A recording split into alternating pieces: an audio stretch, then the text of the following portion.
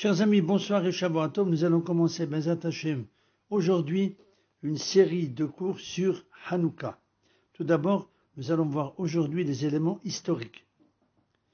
Antiochus Épiphane, appelé aussi Épiphane le Fou, afin d'obtenir la fusion des éléments disparates de son royaume en une seule nation compacte, s'ingénia à les unifier par l'adoration commune des dieux grecs et l'adoption générale de la culture grecque. Tous s'inclinèrent devant la volonté royale, les Juifs exceptés. Israël opposa à ces prétentions une résistance opiniâtre allant jusqu'au sacrifice suprême. Nous étions hélas déchirés par de graves dissensions intestines. Les puissants et les riches qui étaient hellénistes favorisèrent les projets du roi et n'hésitèrent pas, afin de détruire les forces vives du judaïsme récalcitrant, de conseiller au roi l'interdiction de la pratique et de l'étude de la Torah. C'est ainsi que la première persécution religieuse fut mise en œuvre, procédé inouï dans l'Antiquité païenne. Contrainte à l'idolâtrie, à la violation du Shabbat et des lois alimentaires, interdiction de la circoncision, de l'exercice des lois de pureté familiale, des réunions de prière et de lecture de la Torah, etc. La masse du peuple, sous la conduite des sages, ses guides naturels, resta fidèle malgré les menaces de mort et les promesses séduisantes.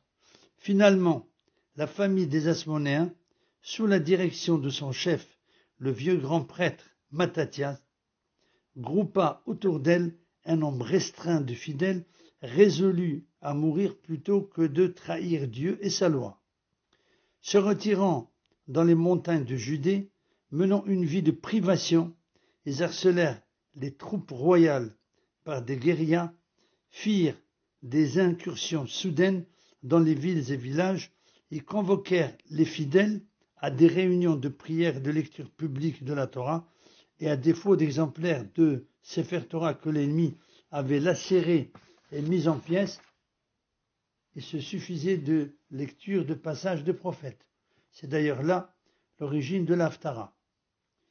Mattathias, sentant ses forces faiblir, exhorta sur son lit de mort ses 5 fils à ne jamais faillir à leur devoir envers Dieu et la Torah.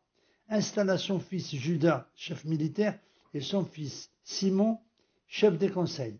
Bientôt, Judas, qui à cause de sa bravoure porte le nom honorifique de Judas Maccabée, réunit autour de lui 5000 hommes prêts à soutenir le combat avec les troupes royales 6 fois supérieures.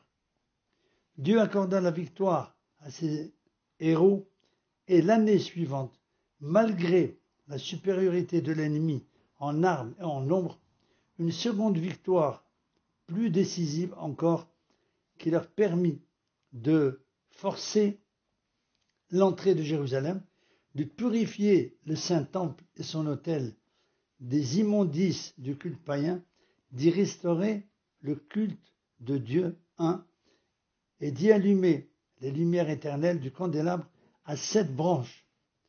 Une seule fiole d'huile sacrée portant le cachet du grand prêtre fut trouvée dans les caves du temple, suffisant à peine à entretenir les lumières pendant une seule journée, mais par miracle, dit le Talmud, cette petite quantité d'huile a permis d'entretenir les lumières pendant 8 jours jusqu'à ce qu'une nouvelle provision d'huile sacrée fût assurée. De là, la durée de 8 jours de la fête de Hanouka. Hanouka veut dire en effet inauguration du temple. Voilà donc pour l'introduction à la fête de Hanouka. À bientôt, Bezat Hashem, pour les prochains cours.